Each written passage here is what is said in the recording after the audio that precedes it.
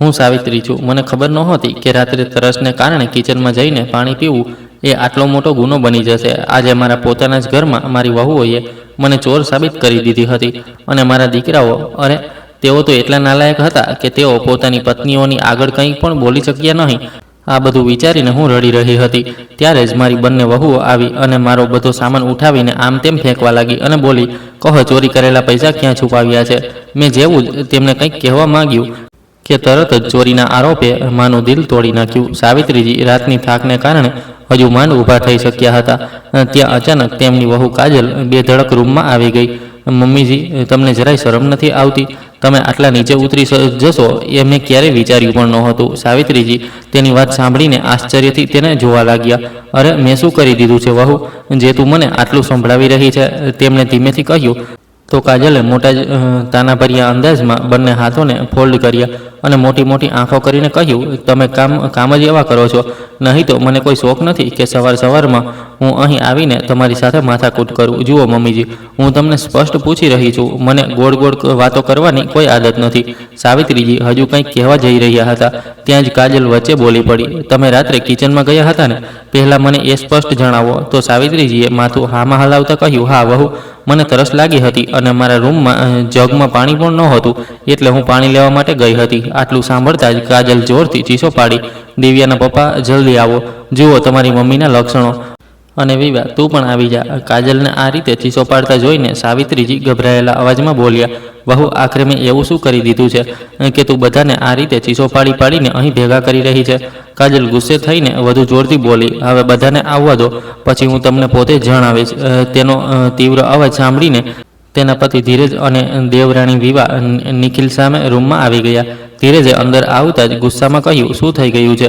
સવારમાં આટલો શોરબકોર કેમ મચાવી રાખ્યો છે?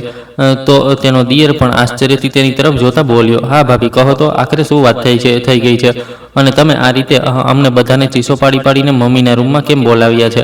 ત્યારે કાજલ જોરથી બોલી, તમે લોકો પોતે જ જોઈ લો, હું તો બસ પૂછવા માંગુ છું કે આ અમારા મમ્મીજી અડધી રાત્રે છુપાઈને કિચનમાં શું કરવા ગયા હતા? સાવિત્રીજી આ વાતો સાંભળીને સ્તબ્ધ થઈ ગયા। તેમણે કહ્યું, હું છુપાઈને નહોતી ગઈ વહુ, મને તરસ લાગી હતી અને જગમાં પાણી નહોતું એટલે હું કિચનમાં પાણી લેવા ગઈ હતી। અરે વાહ, પાણી લેવા ગયા હતા કે પછી કિચનમાં ડોક્યું કરવા માટે ગયા હતા? આ સાંભળીને ધીરજે ભવા ચડાવતા કહ્યું, કાજલ, મમ્મી માત્ર પાણી લેવા ગયા હતા। હા, આમાં આટલો બધો હંગામો ઊભો કરવાની શું જરૂર છે? પણ કાજલ ક્યાં રોકાવાની હતી? તેણે વધુ તીવ્ર અવાજમાં બોલતા કહ્યું, પાણી લેવા ગઈ હતી તો પછી માત્ર પોતાનું પાણી લઈને આવતી ને પછી તે કિચનમાં જઈને સફાઈ કેમ કરવા લાગ્યા? આ સાંભળીને કાજલની દેવરાણી વિવા પણ પોતાની જેઠાણી કાજલની હામાં હા મિલાવતા બોલી, બિલકુલ દીદી, ખબર નહીં મમ્મીજીને રાત્રે સફાઈ કરવાનો શોખ કેમ ચડી રહ્યો છે। નિખિલ, જે અત્યાર સુધી ચૂપ હતો, તે ગુસ્સામાં બોલ્યો, અરે ભાભી, આમાં આટલો બધો ગુસ્સો કરવાની શું જરૂર છે? મમ્મીએ જો થોડા વાસણો ધોઈ પણ દીધા હોય તો આમાં શું ખોટું કરી દીધું? અરે તમને ખબર નથી દિયરજી, સફાઈની વાત સીધી તો ઠીક છે, પણ મેં કિચનમાં દિવસે 5000 પણ રાખ્યા હતા અને તે પણ તમારી મમ્મીજીએ સાફ કરી દીધા છે। જો તેમને પૈસા જોઈતા હતા તો મોઢું ખોલીને મારી પાસે માંગી લેતા, પણ આવી ઉંમરે ચોરી કરવી શું તેમને શોભા આપે છે? કાજલની આ વાતથી જાણે આખું વાતાવરણ વધુ ખતરનાક બની ગયું। ઘરમાં નાના બાળકો છે, ભલા કહો તો તે આનાથી શું શીખશે? હું તો સાચે જ બહુ પરેશાન થઈ ગઈ છું મમ્મીજી તમારી દરેક હરકતથી। તેણે પોતાની સાડીનો પલ્લુ કમરમાં કસીને બાંધ્યો અને ઘૂરતી નજરોથી પોતાની સાસુને જોવા લાગી। સાવિત્રીજીની આંખો પોતાની આવી બેઇજ્જતી જોઈને બહાર આવી ગઈ। તેમના આંસુ વહેવા લાગ્યા હતા। તેમણે ધ્રુજતા હોઠોથી કહ્યું, વહુ, મારા પર આટલો મોટો આરોપ લગાવતા પહેલા એકવાર વિચારી તો લીધું હોત? હું ભલા તમારા પૈસા કેમ લઈશ? મારે પૈસાનું શું કરવું? મેં કોઈના પૈસા લીધા નથી। ધીરજ, જે અત્યાર સુધી ચૂપચાપ ઊભો હતો, ગુસ્સે થતાં બોલ્યો, અરે મમ્મી, જો તમે પૈસા લીધા પણ હોય તો પછી સ્પષ્ટ બોલો ને, કેમ સવારમાં આટલો મોટો હંગામો ઊભો કરાવી રહી છો? દીકરાના મોઢેથી આ સાંભળીને સાવિત્રીજીની આંખો આશ્ચર્યથી વધુ પહોળી થઈ ગઈ। તેમનો પોતાનો સગો દીકરો, જેને પાળવા માટે તેમણે પોતાની આખી જિંદગી ખર્ચી નાખી હતી, આજે તે જ તેમના પર ચોરીનો આરોપ લગાવી રહ્યો હતો। સાવિત્રીજીની આંખોમાંથી આંસુ સતત વહેતા જતા હતા। તેમણે આશાભરી નજરોથી પોતાના નાના દીકરા નિખિલ તરફ જોયું કે કદાચ તે તો તેમના પક્ષમાં કંઈક કહેશે, પણ નિખિલ તે તો ચૂપચાપ ઊભો રહ્યો। તેની આંખોમાં પોતાની મા માટે ન તો કોઈ આપતા હતી અને ન તો કોઈ સહાનુભૂતિ। ત્યારે જ કાજલે ગુસ્સામાં એક લાંબો શ્વાસ લીધો અને કટાક્ષ કરતા બોલી, હવે આ રીતે આ ખોટા આંસુ વહાવવાથી શું થશે મમ્મીજી? સચ્ચાઈ તો એ જ છે કે તે પૈસા તમે જ ચોર્યા છે. આ ઘરમાં રહીને તમને ભલા ખાવા પીવાની શું કમી છે? છતાં પણ તમારો લોભ છે કે ખતમ થવાનું નામ જ નથી લેતો. નિખિલે પણ આ વાત પર માથું હલાવતા કહ્યું, હા ભાભી, તમે વાત તો સાચી કહી રહ્યા છો અને મને આ બધું સાંભળીને ખૂબ જ અફસોસ થઈ રહ્યો છે. મમ્મી, મને તમારી પાસેથી આ અપેક્ષા નહોતી. હવે તો ઓછામાં ઓછું તમે સાચું બોલી દો. સાવિત્રીજીનું દિલ આ બધું સાંભળીને જાણે અંદરથી તૂટી ગયું હતું. તેમણે ધ્રુજતા હાથોથી પોતાના આંસુ લૂછ્યા અને લથડતા અવાજે બોલ્યા, નિખિલ બેટા, શું તું પણ મારા વિશે એવું જ વિચારે છે કે મેં જ પૈસા ચોર્યા છે? તો નિખિલ પણ એક પળ માટે પોતાની મા તરફ જોવા લાગ્યો અને પછી પોતાની નજરો ફેરવી લીધી. મમ્મી, જો તમે નથી લીધા તો પછી તે પૈસા ક્યાં ગયા? ઘરમાં કોઈ બહારનું તો આવતું નથી. આ શબ્દો સાંભળતા જ સાવિત્રીજીનું માથું એકદમ ફરવા લાગ્યું. તેમને ચક્કર આવવા લાગ્યા. આજ ઘરમાં જન્મેલા, આજ ઘરમાં ઉછરેલા, પામેલા અને મોટા થયેલા દીકરાઓને આજે પોતાની જ મા પર વિશ્વાસ નહોતો. જ્યારે ચક્કરને કારણે તેમના પગ લથડ્યા તો તે ત્યાં જ ખાટલા પર બેસી ગયા અને નરમાશથી બોલ્યા, જો તમે બધા લોકો એવું જ વિચારો છો તો પછી ઠીક છે. હવે આનાથી વધુ હું મારી સફાઈમાં ન કંઈ કહીશ અને ન કંઈ કરવાની છું. કાજલે મોં બનાવતા કહ્યું, જોઈ લીધું. જ્યારે જૂઠ પકડાઈ ગયું તો પછી તેમણે સફાઈ આપવાનું પણ બંધ કરી દીધું. ચાલો બસ પણ કરો, અમને બીજા પણ કામ છે. આટલું કહીને તે ગુસ્સામાં પગ પછાડતી રૂમની બહાર નીકળી ગઈ. તો બાકીના બધા લોકો પણ પાછા પોતપોતાના રૂમમાં ચાલ્યા ગયા. સાવિત્રીજી પોતાની જગ્યા પર બેઠા રહ્યા અને તેમની લાલ આંખોમાંથી સતત આંસુ વહેતા રહ્યા. તેમના દિમાગમાં બસ એક જ સવાલ ઘૂમી રહ્યો હતો કે શું સાચે જ હવે આ ઘરમાં મારું કોઈ પણ બચ્યું નથી? માના હિસ્સાનો દર્દ અને 2 સમોસાની ભૂખ. સાવિત્રીજીને તે દિવસ યાદ આવવા લાગ્યો જ્યારે તેમનું ઘર ખુશીઓથી ભરેલું હતું. તે પોતાના રૂમમાં તૈયાર થઈ રહ્યા હતા અને તેમના પતિ દિલીપ સાહેબ વારંવાર દરવાજા પર આવીને ડોક્યું કરી રહ્યા હતા. અરે આખરે કેટલો સમય હજુ લાગશે તને? જલ્દી કર, ક્યાંક એવું ન થાય કે ત્યાં લગ્ન થઈ જાય અને આપણે સૌથી છેલ્લે પહોંચીએ. દિલીપ સાહેબે હસતા હસતા કહ્યું. તો સાવિત્રીજી સ્મિત ફરકાવ્યું અને પોતાની સાડીનું પલ્લું ઠીક કરતા બોલ્યા, આખરે દીકરાની માં છું તો સારી રીતે તૈયાર થવું તો બને છે ને? તે દિવસે આખા ઘરમાં ખુશીનો માહોલ હતો. તેમના મોટા દીકરા ધીરજના લગ્ન હતા અને આખો પરિવાર હસી મજાકમાં ખોવાયેલો હતો. સાવિત્રીજીએ પોતાની વહુના સ્વાગત માટે ખૂબ તૈયારી કરી હતી. દરેક નાની મોટી વસ્તુનું ધ્યાન રાખ્યું હતું કે વહુને કોઈ પણ પરેશાની ન થાય. કાજલ જ્યારે પહેલીવાર દુલ્હન બનીને આવી હતી ત્યારે સાવિત્રીજીએ તેને મોટા જ પ્રેમથી ગળે લગાવી હતી અને કહ્યું હતું, બેટા, હવેથી આ ઘર તારું છે. જે પણ જરૂર હોય નિસંકોચ હંમેશા જણાવી દેજે. પણ આજે તે જ કાજલ તેમના પર ચોરીનો આરોપ લગાવી રહી હતી. તેમના પોતાના જ દીકરાઓ તેમની સફાઈને ખોટી સાબિત કરી રહ્યા હતા. યાદોનો આ સિલસિલો એટલો ગહેરો હતો કે સાવિત્રીજીની આંખોમાંથી ફરીથી આંસુ વહેવા લાગ્યા. તેમણે પોતાના દિલમાં જ કહ્યું, કાશ આજે તમે જીવતા હોત દિલીપજી, તો મને આ રીતે પોતાનાઓની વચ્ચે પારકી હોવાનો અહેસાસ ક્યારેય ન થાત. સાવિત્રીજી હજુ પણ પોતાના વિચારોમાં જ ખોવાયેલી હતી કે ત્યારે જ દરવાજા પર અચાનકથી અવાજ થયો. નજર ઉઠાવીને જોયું તો નાની વહુ રૂમમાં આવી અને કંઈ પણ કહ્યા વિના નજીકના ટેબલ પર ચા મૂકીને ચાલી ગઈ. તેમણે દિલમાં જ વિચાર્યું કે પહેલાં જ્યારે તેમના પતિ જીવતા હતા તો તેમની સાથે સવારે ચા પીવાની મજા જ અલગ હતી. તે હંમેશા કહેતા હતા, સાવિત્રી, જ્યાં સુધી તું મારી સાથે બેસીને ચા નથી પી લેતી મને સારું નથી લાગતું. મારા દિવસની શરૂઆત જ સારી નથી થતી. પણ આજે એકલા બેઠેલા સાવિત્રીજી માટે તે ચા કોઈ ઝેરના પ્યાલા જેવી લાગી રહી હતી. સમય વીતી ગયો અને સાંજ થવા લાગી. સાવિત્રીજીએ સવારથી કંઈ પણ ખાધું નહોતું. પેટમાં અજીબ મરોડ ઉઠી રહ્યા હતા. કમજોરી પણ લાગી રહી હતી. તેમણે આમ તેમ જોયું પણ ઘરમાં કોઈ પણ નહોતું જે તેમને પૂછે કે તેમણે હજુ સુધી ખાધું છે કે નહીં. દીકરા વહુ બધા પોતપોતાના કામોમાં વ્યસ્ત હતા. તે ધીમેથી ખાટલા પરથી ઉઠ્યા અને દરવાજા પાછળ લટકાવેલા પોતાના થેલાને ઉતાર્યો. તેમાં થોડા સિક્કા પડ્યા હતા જે તેમણે ક્યારેક બચાવીને રાખ્યા હતા. પોતાના થેલાને કસીને પકડીને તે ઘરના દરવાજા તરફ વધ્યા. પણ જેવું જ બહાર જવા લાગ્યા ત્યારે જ મોટી વહુનો તીવ્ર અવાજ આવ્યો, મમ્મીજી, હવે ક્યાં ચાલો છો? સાવિત્રીજી રોકાઈ ગયા અને ધીમેથી બોલ્યા, હું બસ બહાર સુધી જઈ રહી છું. વહુ, આખરે તમારે બહાર જવાની શું જરૂર છે? ક્યાંક મહોલ્લામાં બેસીને પોતાની દુઃખભરી કહાની સંભળાવવા માટે તો નથી જઈ રહ્યા ને, જેથી બીજાઓ પાસેથી સહાનુભૂતિ મેળવી શકો અને અમારા લોકોની બુરાઈ કરી શકો? સાવિત્રીજીએ આ સાંભળ્યું તો તેમનું દિલ અંદર સુધી હલી ગયું. તેમણે ધીમેથી કહ્યું, નહીં વહુ, બસ હું થોડું ટહેલીને આવવા માગું છું. તો કાજલે મોં બનાવતા કહ્યું, ઠીક છે, પણ વધારે દૂર ન જશો, પછી ઘરના કામ કોણ કરશે? સાવિત્રીજી આ વાત પર કંઈ પણ ન બોલ્યા. તેમની આંખોમાં થોડી નમી આવી ગઈ અને પછી તે ભારે પગલાંથી દરવાજાની બહાર નીકળી ગયા. તેમની ચાલમાં પહેલાં જેવી તેજી નહોતી, પણ દિલમાં બસ એક જ વાત ચાલી રહી હતી કે હવે એક માને 2 રોટલી પણ માંગીને ખાવી પડશે. તેમણે પોતાના થેલાને કસીને પકડ્યો અને આગળ વધી ગયા. તે હજુ થોડેક જ દૂર પહોંચ્યા હતા કે ત્યારે જ રસ્તામાં એક સમોસાવાળો દેખાઈ ગયો. તેમને ખૂબ જ ભૂખ લાગી હતી, એટલે તેમણે વિચાર્યું કે કેમ ન એક પ્લેટ સમોસા જ ખાઈ લઉં. પછી કંઈક વિચારીને તેમણે પૂછ્યું, બેટા, એક સમોસો કેટલાનો છે? અમ્માજી, આખી પ્લેટ 30 રૂપિયાની છે. આ સાંભળીને સાવિત્રીજીએ પોતાના થેલાની અંદર જોયું, પણ પછી તે પોતાની જાતને જ બોલ્યા, બસ 10 ઓછા છે. ઉદાસ થઈને તે કહેવા લાગ્યા, બેટા, મારી પાસે તો 10 રૂપિયા ઓછા છે. તો સમોસાવાળો સાવિત્રીજીની હાલત જોઈને બોલ્યો, કોઈ વાત નહીં અમ્માજી, તમે મને 20 રૂપિયા જ આપી દો. સાવિત્રીજીની આંખોમાં એક પળ માટે આશાનું કિરણ ચમક્યું. તેમણે પોતાના હાથોથી પોતાના થેલામાં રાખેલા પૈસા કાઢ્યા અને સમોસાવાળાને પકડાવી દીધા. ગરમા ગરમ સમોસાની ખુશ્બુથી તેમની ભૂખ વધુ વધી ગઈ હતી.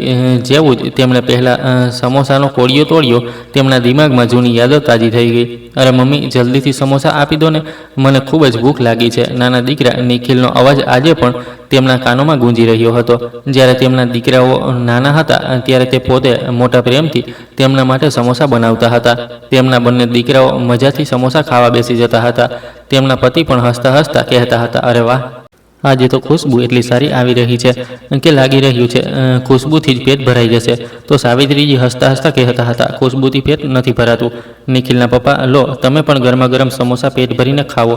અને આજે તે દિવસ છે કે તે જ માં જે ગઈકાલ સુધી પોતાના દીકરાઓને ગરમા ગરમ સમોસા બનાવીને ખવડાવતી હતી, તે જ આજે આ ગલીના ખૂણામાં ઊભી દીકરા વહુના ઘરમાં રહેતા હોવા છતાં 2 કોડિયા માટે તડપી રહી હતી. જેવું જ તેમણે પહેલો સમોસો ખાધો, તેમના ગળામાં કંઈક અટકી ગયું. આ સમોસો તેમના માટે માત્ર ખાવાની વસ્તુ નહોતી, પણ તે બધી જૂની યાદોની કસક હતી, જે હવે કોઈ વીતી ગયેલા સુંદર સપના જેવી જ લાગતી હતી. સમોસાવાળો તેમને ધ્યાનથી જોઈ રહ્યો હતો. તેમણે મહેસૂસ કર્યું કે આ વૃદ્ધમાની આંખોમાં આંસુ છે. તે હળવેથી હસ્યો અને બોલ્યો, અમ્માજી, જો તમને બીજા પણ સમોસા જોઈએ તો તમે લઈ લો, પૈસાની બિલકુલ પણ ચિંતા ન કરો. તો સાવિત્રીજીએ ધ્રુજતા હાથોથી પોતાના પલ્લુથી આંસુ લૂછ્યા અને હળવેથી માથું હલાવતા બોલ્યા, નહીં બેટા, બસ થઈ ગયું.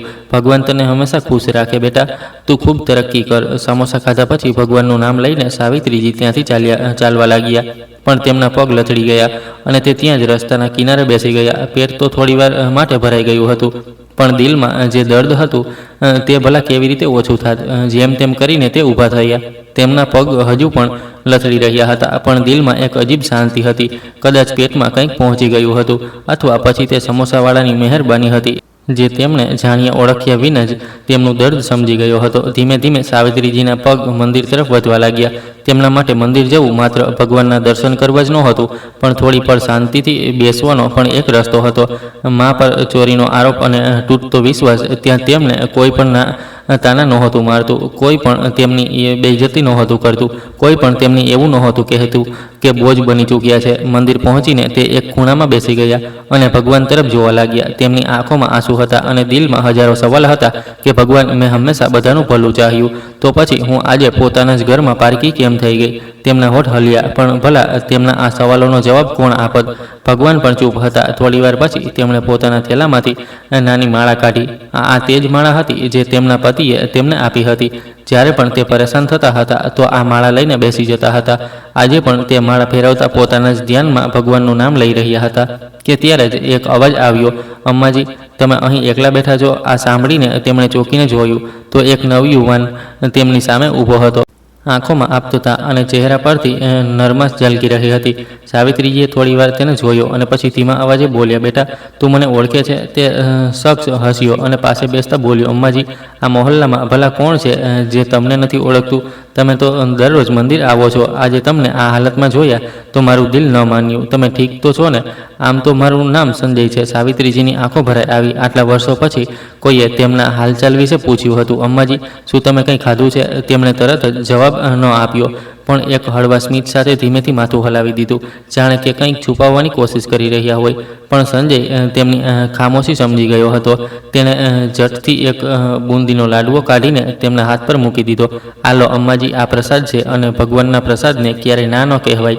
સાવિત્રીજીએ લાડવાને જોયો અને પછી તેને પોતાના માથાથી લગાવીને ખાવા લાગ્યા. તેમની આંખોમાં આંસુ હતા અને સંજયે જોઈ લીધું કે તેમના આંસુ રોકાઈ રહ્યા નહોતા. તો તે કહેવા લાગ્યા, અમ્માજી, જો તમે ચાહો તો મારી સાથે મારા ઘરે ચાલી શકો છો. મારી માં તો હવે આ દુનિયામાં નથી અને મારી પત્ની પણ તમને મળીને ખૂબ ખુશ થશે. સાવિત્રીજીએ તેની આંખોમાં જોયું. આટલી આપતતા તેમને વર્ષો પછી મહેસૂસ થઈ હતી. પણ શું તે તેની સાથે જઈ શકતા હતા? શું તેમના પોતાનાઓને તેમની જરૂર નથી? દિલમાં ઘણા બધા સવાલ ઉઠી રહ્યા હતા. પણ હવે આ ઉંમરે કોઈના પર પણ બોજ બનવું યોગ્ય નહીં હોય. આ વિચારીને તેમણે હળવા સ્મિત સાથે કહ્યું, બેટા, તારી માં ખૂબ નસીબદાર હતી કે તેમને તારા જેવો દીકરો મળ્યો. પણ હું હવે કોઈના પર બોજ બનવા નથી માંગતી. ભગવાને જ્યાં સુધી મને ચાલવા ફરવા લાયક રાખી છે ત્યાં સુધી હું મારી જિંદગી જાતે જ ગુજારી લઈશ. સંજય તેમની તરફ જોઈને બિલકુલ ચૂપ થઈ ગયો. તે વિચારવા લાગ્યો કે આ અમ્માજી પોતાના દિલમાં કેટલો દર્દ સમેટીને બેઠા છે, છતાં પણ કોઈની આગળ હાથ નથી ફેલાવવા માંગતા. તે કંઈક કહેવા જઈ રહ્યો હતો કે ત્યારે જ સાવિત્રીજીએ પોતાનો થેલો ઉઠાવ્યો અને મંદિરની અંદર ચાલી ગયા. તેમણે ભગવાનની આગળ માથું ટેકવ્યું અને તેમની પાસે માગ્યું કે ભગવાન, ઉંમરના આ પડાવ પર મને હંમેશા એટલી તાકાત આપજે કે મારે ક્યારેય કોઈની આગળ હાથ ન ફેલાવવો પડે. તેમની આંખોમાંથી આંસુ વહી રહ્યા હતા. પંડિતજીએ જ્યારે આ બધું જોયું તો આગળ વધીને બોલ્યા, તમે ઠીક તો છો સાવિત્રીજી? તો તેમણે પોતાના આંસુ લૂછતા કહ્યું, હા, બસ એમ જ ક્યારેક ક્યારેક મારું દિલ ભારે થઈ જાય છે. ત્યારે પંડિતજી તેમને પ્રસાદ આપતા બોલ્યા, બહેનજી, તમે રોજ મંદિર આવી જયા કરજો, કારણ કે જ્યારે બધા રસ્તા બંધ થઈ જાય છે તો પછી ભગવાનનો સહારો જ આપણને શાંતિ આપે છે. સાવિત્રીજીએ પ્રસાદ લીધો અને પછી સ્મિત કરતા ત્યાંથી જવા લાગ્યા. ત્યારે જ મંદિરમાં એક સ્ત્રી આવી અને તેમને જોતા બોલી, અરે સાવિત્રી બહેન, આ તે શું હાલત બનાવી રાખી છે? તારા ઘરમાં બધું ઠીક તો છે ને? તો તેમણે પોતાનું માથું ઊંચક્યું અને જોયું તો તે તેમની જૂની પડોશી મધુ હતી, જે ઘણા વર્ષો પછી તેમને મળી હતી. તેમણે ઊંડો શ્વાસ લીધો અને માથું ઝુકાવી લીધું. હવે ઘર ક્યાં રહ્યું મધુ? હવે તો બસ એક છત છે જ્યાં બસ રહેવાની ઇજાજત આપી દેવાય છે. મધુજી તેમની વાતો સાંભળીને ચોંકી ગયા.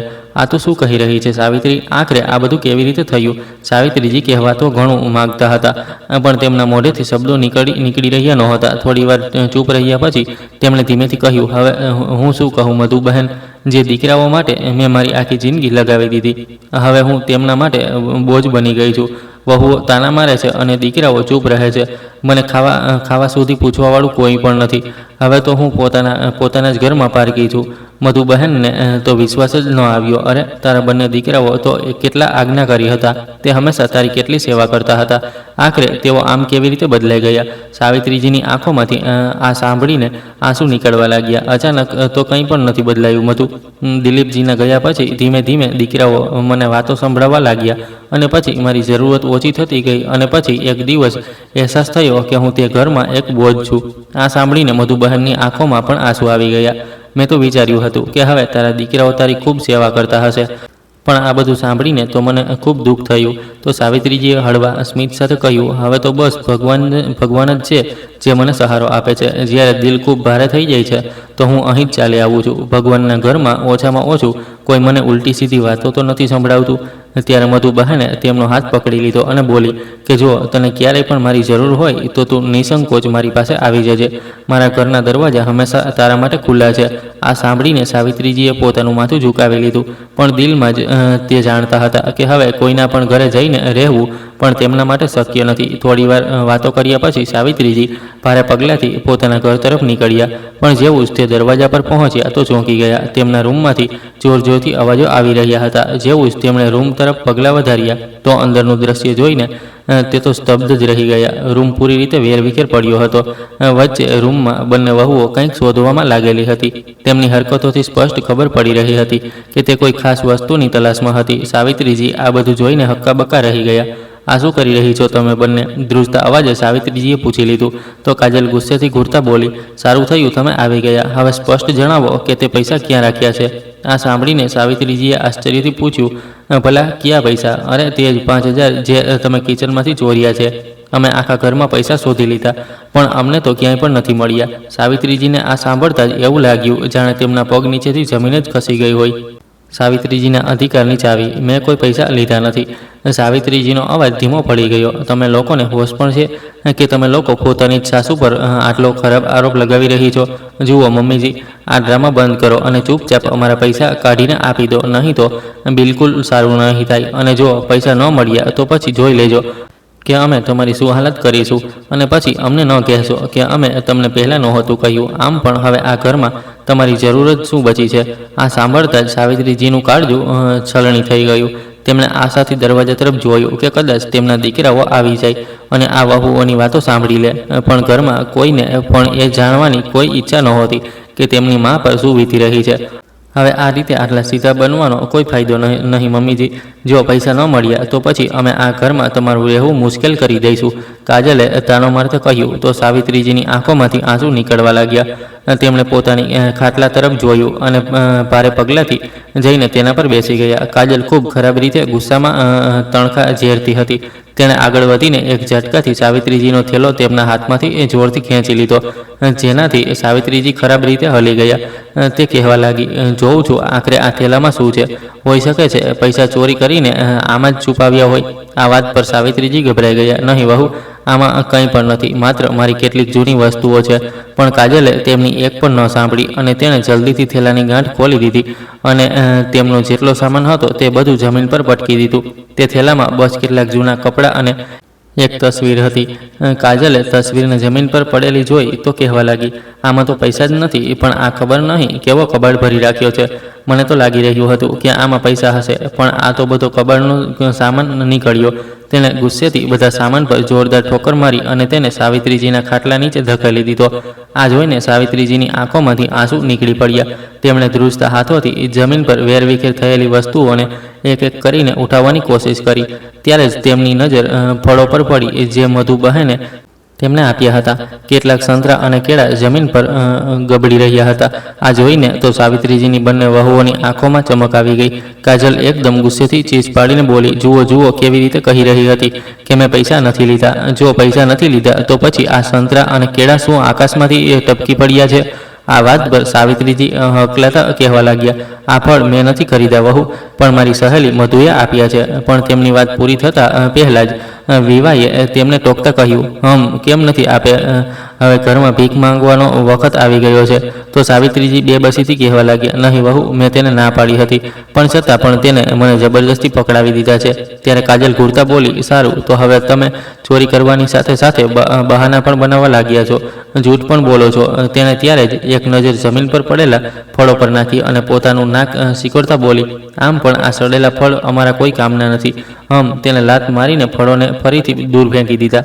બસ કરો, બહુ થઈ ગયું. સાવિત્રીજીએ એકદમથી હિંમત ભેગી કરી અને જોરથી બોલી, બહુ સાંભળી લીધું મેં તમારું, હવે બસ, હવે વધુ કંઈ નહીં.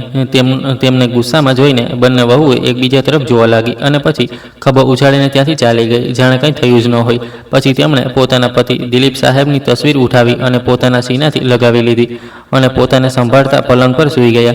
થોડીવાર પછી સાવિત્રીજી પલંગ પરથી ઉઠ્યા અને પોતાના કપડામાં કંઈક શોધવા લાગ્યા. ત્યારે જ અચાનક તેમના હાથ એક ચાવી લાગી. આ તે જ ચાવી હતી જે તેમના પતિ દિલીપ સાહેબે ઘણા વર્ષો પહેલા આપી હતી. આ કહેતા કે સાવિત્રી, આ ચાવી હંમેશા સંભાળીને રાખજે, આમાં તારા નામનો અધિકાર છે. દિલીપ સાહેબનો અવાજ તેમના કાનોમાં ગુંજી રહ્યો હતો. જો સાવિત્રી, ઇન્સાનનો વ્યવહાર સમયની સાથે બદલતો રહે છે. જે આજે આપણને બધું માને છે, માથે બેસાડે છે, કાલે તે જ લોકો આપણને માથા પરથી ઉતારીને જમીન પર પણ જોઈ શકે છે, આપણને પારકા પણ માની શકે છે. પણ જે તારો અધિકાર છે તે તારી પાસેથી કોઈ પણ ક્યારેય નહીં છીનવી શકે. જો ક્યારેય પણ સમય બદલાઈ જાય અને તને લાગે કે ઘરવાળા તારી બેઇજ્જતી કરી રહ્યા છે, તો તે વખતે તું આ ચાવીનો ઉપયોગ કરજે. સાવિત્રીજીની આંખોમાં આ બધું વિચારતા આંસુ આવી ગયા. તો શું દિલીપ સાહેબે પહેલેથી જ બધું સમજી લીધું હતું? શું તેમને એ ખબર હતી કે એક દિવસ તેમના પોતાના દીકરા અને વહુઓ તેમની સાથે આવું કરશે? આ વિચારતા જ તેમનું દિલ ઝડપથી ધડકવા લાગ્યું. હવે તેમને આ ચાવીની સચ્ચાઈ જાણવી હતી. આજે તેમને દિલીપ સાહેબની કહેલી તે બધી વાતો યાદ આવી રહી હતી. સાવિત્રી, આ ચાવી માત્ર તારા માટે છે, એટલે તેને ક્યારેય કોઈને ન આપીશ. અને જો ક્યારે તેની જરૂર પડી જાય તો પછી તું આ ચાવી લઈને બેંક જજે અને ત્યાં બેંક મેનેજરને બતાવજે, તે તને બધું સમજાવી દેશે. આ વિચાર્યા પછી સાવિત્રીજીને હવે માત્ર સવાર થવાની રાહ હતી. તેમણે ઊંડો શ્વાસ લીધો અને પછી પલંગ પર સૂઈને આંખો બંધ કરી લીધી. સવારની પહેલી કિરણ જ્યારે બારીમાંથી અંદર આવી તો તેના પહેલાં જ સાવિત્રીજી ઉઠી ગયા હતા. તેમણે પોતાના રૂમમાં ચારે તરફ નજર દોડાવી તો ગઈકાલ રાતનો વેરવિખેર થયેલો સામાન હજુ પણ તેવો જ પડ્યો હતો. પણ હવે આ બધાથી તેમને કોઈ ફરક નહોતો પડી રહ્યો. તેમના દિમાગમાં બસ એક જ વાત હતી કે આજે બેંક જઈને આ ચાવી પાછળ કયો મોટો રાજ છે તે જાણવો છે. તેમણે જલ્દીથી ચાવીને પોતાની સાડીના પલ્લુમાં સારી રીતે બાંધી લીધી અને પછી પોતાનો જૂનો થેલો ખભા પર લટકાવ્યો અને ધીમે ધીમે ચાલતા દરવાજા સુધી પહોંચ્યા. પણ જેવું જ તેમણે દરવાજો ખોલ્યો તો સામે કાજલ ઊભી હતી. ક્યાં જઈ રહ્યા છો મમ્મીજી? શું મંદિર જઈ રહ્યા છો? સાવિત્રીજીએ ધીમેથી કહ્યું. હા વહુ, હું મંદિર જઈ રહી છું. આ વાત પર કાજલ તેમને ઘૂરતા માથાથી લઈને પગ સુધી જોવા લાગી અને પછી બોલી, મને તો એવું નથી લાગતું. મને તો લાગી રહ્યું છે કે તમે મંદિર નહીં પણ ક્યાંક બીજે જ જઈ રહ્યા છો. ખબર નહીં હવે કયો નવો ડ્રામા કરવા માંગો છો. સાવિત્રીજીએ તેની આ વાત પર કંઈ પણ ન કહ્યું અને બસ એક ખોટો સ્મિત સાથે તે આગળ વધી ગયા. સાવિત્રીજીની નવી શરૂઆત. બેંક પહોંચીને તેમણે ત્યાં મેનેજરને કહ્યું, બેટા, મને મારા પતિએ આ ચાવી આપી હતી અને કહ્યું હતું કે તેને બેંકમાં બતાવજો.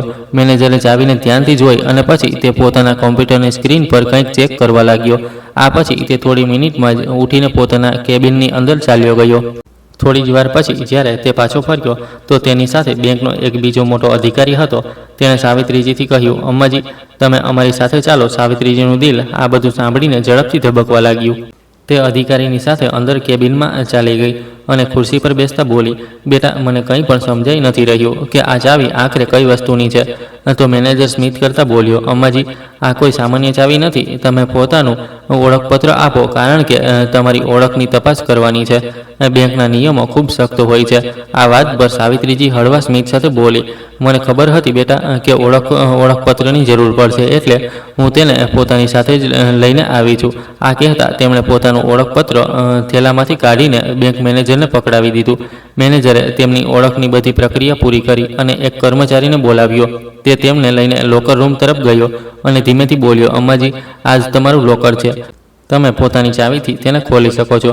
જેવું જ લોકર ખુલ્યું તો તેમની આંખો આશ્ચર્યથી ફેલાઈ ગઈ. તેની અંદર કેટલાક ઝવેરાત, જમીન જાયદાદના કાગળ અને એક મોટો એન્વલપ રાખેલો હતો. સાવિત્રીજીએ ધ્રુજતા હાથોથી તે એન્વલપ ખોલ્યો તો અંદર એક ચિઠ્ઠી રાખી હતી જે તેમના પતિએ લખેલી હતી. સાવિત્રી, જો આજે તું આ પત્ર વાંચી રહી છે તો કદાચ અત્યાર સુધી હું આ દુનિયામાં નથી, પણ મારી પૂરી કોશિશ એ જ રહી છે કે તને ક્યારેય કોઈ વસ્તુની કમી ન હોય. મેં મારી જિંદગીમાં જે કંઈ પણ કમાવ્યું છે તે તારા નામે કરી દીધું છે. આ લોકર તારી સુરક્ષા માટે છે, જેથી તારે કોઈની આગળ હાથ ફેલાવવાની જરૂર ન પડે. આ બધું વાંચતા જ સાવિત્રીજીની આંખોમાંથી આંસુ વહેવા લાગ્યા. તેમને પોતાના પતિની કહેલી દરેક વાત યાદ આવવા લાગી. તેમના દિલમાં એક નવી આશા જાગી ઉઠી. તેમણે પોતાના પતિની ચિઠ્ઠીને પોતાના સીનાથી લગાવી લીધી અને ઊંડો શ્વાસ લીધો. તેમની જિંદગીમાં જે દુઃખોનો સિલસિલો ચાલુ હતો, આજે તેમને તે સિલસિલાને ખતમ કરવાની તાકાત મળી ચૂકી હતી. મેનેજરે ધીમેથી તેમને કહ્યું, અમ્માજી, જો તમે ચાહો તો તેને પોતાના બચત ખાતામાં પણ ટ્રાન્સફર કરાવી શકો છો, અથવા પછી જો જરૂર હોય તો તેમાંથી થોડા પૈસા કાઢી પણ શકો છો. સાવિત્રીજીએ કહ્યું, મારે થોડા પૈસા કાઢવાના છે અને બાકી હું પોતાના બચત ખાતામાં ટ્રાન્સફર કરાવી લેવા માંગુ છું. થોડી જ વારમાં પૈસા તેમના ખાતામાં જમા કરી દેવાયા અને કેટલાક પૈસા તેમના હાથોમાં પણ આપી દેવાયા. તેમણે કાગળો અને ઝવેરાતને સારી રીતે સમેટ્યા અને સુરક્ષિત બેંકમાં જ રખાવી દીધા. જ્યારે તે બેંકમાંથી બહાર નીકળ્યા તો સૂરજ ખૂબ તેજ ચમકી રહ્યો હતો. હવે ભલા તેમને ક્યાં જવું જોઈએ? આજ તે ત્યાં ઊભા રહીને વિચારી રહ્યા હતા કે ત્યારે જ તેમને પાછળથી કોઈએ બોલાવ્યા. અમ્માજી. સાવિત્રીજીએ જ્યારે પાછળ ફરીને જોયું તો તે જ સંજય હતો, જે કેટલાક દિવસ પહેલાં તેમને મંદિરમાં મળ્યો હતો. અમ્માજી, તમે અહીં બેંકમાં? સંજયે પાસે આવીને કહ્યું. તો સાવિત્રીજી હળવા સ્મિત સાથે બોલ્યા, હા બેટા, તે મને કંઈક જરૂરી કામ હતું. હવે હું મારી જિંદગી મારી રીતે જીવવા માંગુ છું. સંજયે તેમની આંખોમાં આત્મવિશ્વાસ જોયો, પણ એકલતાની એક હળવી ઝલક પણ દેખાઈ. તે તરત બોલ્યો, અમ્માજી, જો તમે ચાહો તો તમે મારી સાથે પણ ચાલી શકો છો. હું તમને પહેલાં પણ કહી ચૂક્યો છું. સંજયના શબ્દો તેમને સાચા લાગ્યા, પણ તે કોઈના પર પણ બોજ બનવા નહોતા માંગતા. એટલે તેમણે કહ્યું, સંજય બેટા, હવે હું કોઈના માટે બોજ બનવા નથી માંગતી. તો સંજય સ્મિત કરીને બોલ્યો, તમને કોણે કહ્યું કે તમે મારા માટે બોજ બનશો? માનું ઘર તેમનું પોતાનું હોય છે. તમને જ્યાં સુધી લાગે કે તમારે રહેવું છે ત્યાં સુધી તમે રહો, અને જ્યારે તમારું મન થાય ત્યારે તમે પોતાનો રસ્તો જાતે જ પસંદ કરી શકો છો. પણ એકવાર તમે મારી સાથે ચાલો તો ખરા. આ સાંભળતા જ સાવિત્રીજીએ કહ્યું, ઠીક છે બેટા, પણ હું બસ કેટલાક દિવસો માટે જ ચાલીશ. સંજયે કહ્યું, ઠીક છે અમ્માજી. પછી તે તેમને પોતાની સાથે પોતાના ઘરે લઈને આવી ગયો. જ્યારે તે ઘરે પહોંચ્યો તો દરવાજા પર સંજયની પત્ની આશા ઊભી હતી. જેવું જ તેને સાવિત્રીજીને જોયા તો તરત દોડીને તેમને ગળે લાગી ગઈ અને તેમને ઘરની અંદર લઈને ગઈ. ઘરમાં પ્રવેશતા જ સાવિત્રીજીને એક અલગ જ શાંતિ મહેસૂસ થઈ. ક્યાંય પણ કોઈ તાના નહોતા, કોઈ ઝેરીલી વાત નહોતી, કોઈ નફરતભરી નજર નહોતી. રાત્રે સંજય અને આશાની સામે તેમણે પોતાનો નિર્ણય સંભળાવ્યો કે હું હવે સંપત્તિનો ઉપયોગ તે લોકો માટે કરવા માંગુ છું જે મારી જેમ બેઘર થઈ જાય છે. હું એક આશ્રમ ખોલીશ જ્યાં મોટા વડીલોને ઇજ્જત સાથે રહેવાનો અધિકાર મળશે. આ સાંભળતા જ સંજય અને આશા ગર્વભરી નજરોથી સાવિત્રીજીને જોવા લાગ્યા. અમ્માજી, આ તો તમે બહુ સારી વાત કહી છે, સંજયે કહ્યું. તો સાવિત્રીજીએ ઊંડો શ્વાસ લીધો અને પોતાના આંસુઓને રોકતા મજબૂત અવાજમાં બોલ્યા, બેટા, તું બસ મને કાલે કોઈ સારા વકીલ પાસે લઈને ચાલજે. સાવિત્રીજીની આંખોમાં હવે કોઈ ડર નહોતો. તે એક નવી સવાલ અને એક નવી શરૂઆત માટે પૂરી રીતે તૈયાર હતી. એક એવી શરૂઆત જે તેમના દ્વારા સમાજમાં વૃદ્ધો માટે ઇજ્જતથી જીવવા અને પોતાના અધિકારો સાથે જીવન વિતાવવાની નવી કહાની લખવાની હતી. બીજી તરફ સાવિત્રીજીના દીકરા અને વહુઓ બેચેન થવા લાગ્યા હતા. આખરે મમ્મી હજુ સુધી કેમ નથી આવ્યા? ક્યાંક તેમને કંઈ થઈ તો નથી ગયું? ધીરજે કહ્યું. તો કાજલ ગુસ્સેથી બોલી, હવે એટલી પણ પરેશાન થવા જેવી કોઈ વાત નથી. હોઈ શકે છે કે તે પોતાની કોઈ સહેલીને મળવા ચાલી ગઈ હોય અથવા પછી અમારાથી નારાજ થઈને ક્યાંક બેઠી હોય. વિવા, જે અત્યાર સુધી ચૂપ હતી, તે ધીમેથી બોલી, પણ મમ્મીએ ક્યારે આવું નથી કર્યું. ભલે ગમે તેટલી મોડું થઈ જાય, પણ તે ક્યારેય કોઈના ઘરે આખી રાત નથી રોકાતા હતા. ક્યાંક એવું તો નથી ને કે સાચે જ તેમની સાથે કંઈ ખોટું થઈ ગયું હોય? અત્યાર સુધી જે લોકોને સાવિત્રીજીના હાજર હોવાથી કોઈ ફરક નહોતો પડતો, આજે તે જ લોકો બેચેનીથી દરવાજા તરફ જોઈ રહ્યા હતા. આખી રાત જ્યારે સાવિત્રીજી ઘરે પાછા ન ફર્યા તો ધીરજ અને નિખિલને ચિંતા થવા લાગી. સવાર થતાં જ બંને પોતાના આસપાસના વિસ્તારોમાં પૂછપરછ કરવા લાગ્યા, પણ કોઈને પણ સાવિત્રીજી વિશે કંઈ પણ ખબર નહોતી. તેમની એવી કોઈ સહેલી પણ નહોતી જેના ત્યાં તે આખી રાત રોકાયા હોય. સાવિત્રીજીનો અંતિમ નિર્ણય અને દીકરાઓની બરબાદી. વિવાએ ફિકર કરતાં કહ્યું કે મને એવું લાગે છે કે આપણે પોલીસમાં રિપોર્ટ નોંધાવી દેવી જોઈએ. આખરે મમ્મી પૂરા એક દિવસથી લાપતા છે. ક્યાંક એવું ન થાય કે તેમની સાથે કોઈ અનિચ્છનીય ઘટના થઈ ગઈ હોય. પણ કાજલ તરત બોલી, અરે, આ તો શું બકવાસ કરી રહી છે? પોલીસ પાસે તો અમે ભૂલથી પણ નથી જઈ શકતા. પોલીસ તો ઉલટું અમારા લોકોને શકની નજરથી જોશે. પૂછવા લાગશે કે તમે લોકોએ સવારથી અત્યાર સુધી રિપોર્ટ કેમ નહોતી લખાવી? તો ધીરજે પણ આ વાત પર માથું હલાવી દીધું. હા, કાજલ બિલકુલ ઠીક કહી રહી છે. મમ્મી વૃદ્ધ છે, હોઈ શકે છે કે તે ક્યાંક રસ્તો ભટકી ગયા હોય અથવા પછી કોઈ રિશ્તેદારના ઘરે ચાલી ગઈ હોય. પહેલાં અમે તેમને જાતે જ શોધવાની કોશિશ કરવી જોઈએ.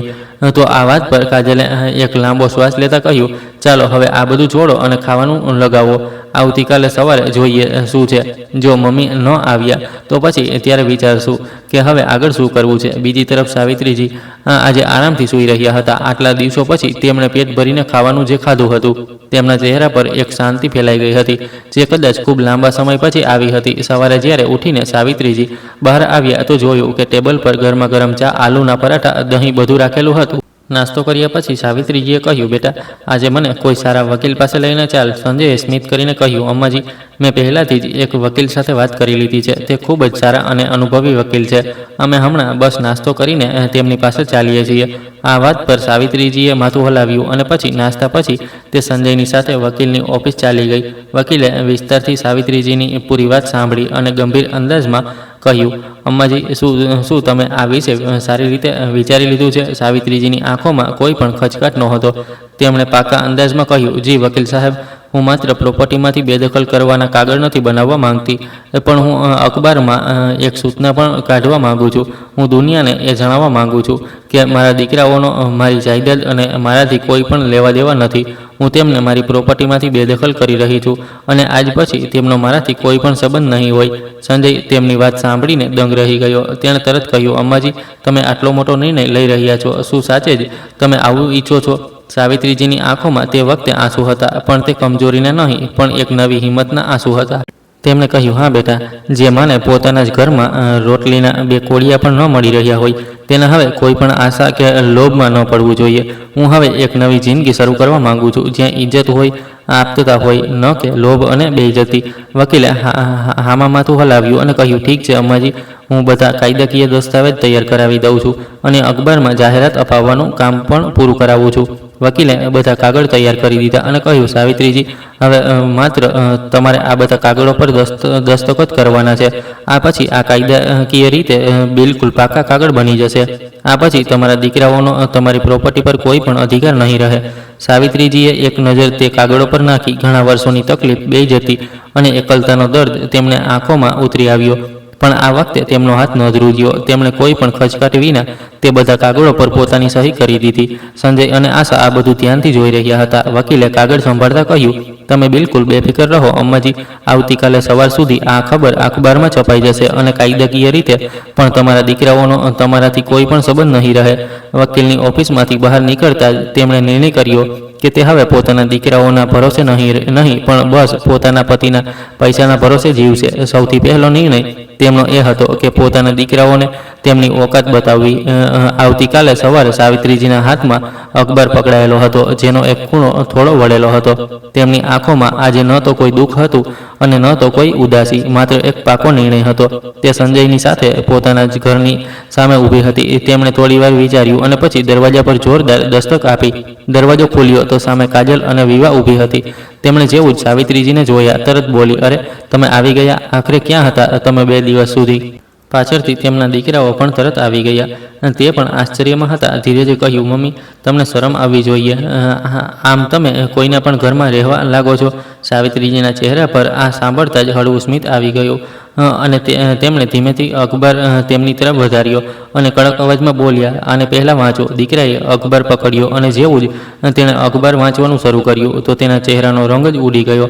હું સાવિત્રી દેવી પોતાના બંને દીકરાઓ અને બંને વહુઓથી દરેક પ્રકારનો સંબંધ ખતમ કરી રહી છું. મારી પૂરી પ્રોપર્ટી અને મારું ઘર હવે માત્ર મારા નામ પર છે અને મેં કાયદાકીય રીતે આ નક્કી કરી લીધું છે કે મારા મર્યા પછી પણ તેમને આમાં કોઈ પણ અધિકાર કે હિસ્સો નહીં મળે. જે લોકો મને પોતાના ઘરમાં નથી રાખી શકતા તે મારી પ્રોપર્ટીના પણ હકદાર નથી હોઈ શકતા. આ જોઈને દીકરાઓ અને વહુઓના હોશ જ ઉડી ગયા. ઘરમાં એકદમથી મોત જેવી શાંતિ છવાઈ ગઈ. ધીરજ ધ્રુજતા અવાજમાં બોલ્યો, મમ્મી આ બધું શું છે? તો સાવિત્રીજીએ ગુસ્સેથી કહ્યું, મને મમ્મી કહીને ન બોલાવ. જ્યારે હું રડતી રહી, એ તડપતી રહી, ત્યારે તો તમે એકવાર પણ મારો સાથ ન આપ્યો. ત્યારે આ વહુઓ મને દરરોજ બેઇજ્જત કરતી રહી હતી. તે વખતે તમે લોકોએ પોતાની આંખો ફેરવી લીધી. હવે હું પણ તમને લોકોને આ ઘરમાંથી કાઢી રહી છું. આ સાંભળીને બંને ભાઈઓ ગીડગીડાતા બોલ્યા, મમ્મી અમને માફ કરી દો, આવું અમારી સાથે ન કરો. ત્યારે કાજલ ગુસ્સામાં ચીસ પાડતા બોલી, કોઈ પણ નહીં નીકળે, આ ઘર અમારું પણ છે. તો સાવિત્રીજીએ એક જોરદાર થપ્પડ કાજલના મોં પર જડી દીધી અને તેજ અવાજમાં બોલી, આ ઘર માત્ર અને માત્ર મારા નામ પર છે અને હું આ નિર્ણય કરી ચૂકી છું કે હવેથી આ ઘરમાં તમારી કોઈ પણ જગ્યા નથી. આ સાંભળતા જ બંને દીકરાઓના પરસેવા છૂટી ગયા. નિખિલ હકલાતા કહેવા લાગ્યો, મમ્મી અમને માફ કરી દો. પણ હવે તો સાવિત્રીજી કંઈ પણ સાંભળવા તૈયાર જ નહોતી. તેમણે ગુસ્સામાં ચીસ પાડતા કહ્યું, મારો નિર્ણય અટલ છે. નીકળો મારા ઘરમાંથી અને ફરી ક્યારે આ ઉમરા પર તમારા ગંદા પગ ન મૂકતા. બંને દીકરા અને વહુઓ પોતાનો બધો સામાન લઈને ઘરમાંથી નીકળવા માટે મજબૂર થઈ ગયા અને સાવિત્રીજી આખા ઘરમાં એકલા રહી ગયા. તેમણે પોતાના ઘરને એક વૃદ્ધ આશ્રમમાં બદલી દીધું, જેથી દરેક વૃદ્ધ ઇન્સાનને પેટ ભરીને ખાવાનું અને ઇજ્જત મળી શકે. આ વૃદ્ધ આશ્રમને ચલાવવામાં સંજય અને આશાએ તેમનો પૂરો સાથ આપ્યો અને બીજી તરફ તેમના દીકરા અને વહુઓ દર ઠોકરો ખાતા ફરી રહ્યા હતા. આખરે આજે તેમને પોતાના કર્મોનું ફળ મળી ગયું હતું. તો દોસ્તો, અમારી આજની કહાની અમને એ શીખવે છે કે ઇન્સાનને ક્યારેય પણ પોતાના માતા પિતાની મજબૂરીઓ અને પ્રેમને કમજોરી ન સમજવું જોઈએ. કારણ કે જ્યારે સન્માન ખતમ થઈ જાય છે તો સંબંધો પણ તૂટી જાય છે અને પછી પસ્તાવા સિવાય કંઈ નથી બચતું. તો દોસ્તો, તમે લોકો કયા શહેરથી અમારી કહાની સાંભળી રહ્યા છો અને તમને આ કહાની પસંદ આવી હોય તો પ્લીઝ કોમેન્ટ કરીને જણાવો. આ વિડીયોને લાઇક કરો, વધુમાં વધુ શેર કરો અને હાઈપ આપો. સાથે ચેનલને સબસ્ક્રાઈબ કરવાનું ન ભૂલશો. અને જો તમને મારી મહેનત પસંદ આવી હોય તો મને સુપર થેન્ક્સ આપીને તમારો પ્રેમ અને સપોર્ટ જરૂર બતાવો, જેથી હું તમારા માટે આવી જ શાનદાર કહાનીઓ લાવતો રહું. આ કહાની માત્ર મનોરંજન અને સામાજિક સંદેશ આપવાના ઉદ્દેશ્યથી લખવામાં આવી છે. કહાનીના બધા પાત્રો, ઘટનાઓ અને સ્થાન કાલ્પનિક છે. તેનો ઉદ્દેશ્ય કોઈ વ્યક્તિ, પરિવાર કે સમાજની ભાવનાઓને ઠેસ પહોંચાડવાનો નથી. કહાનીમાં દેખાડાયેલા વિચાર અને પરિસ્થિતિઓ માત્ર જાગૃતિ અને શીખ આપવા માટે રજૂ કરવામાં આવી છે. ધન્યવાદ.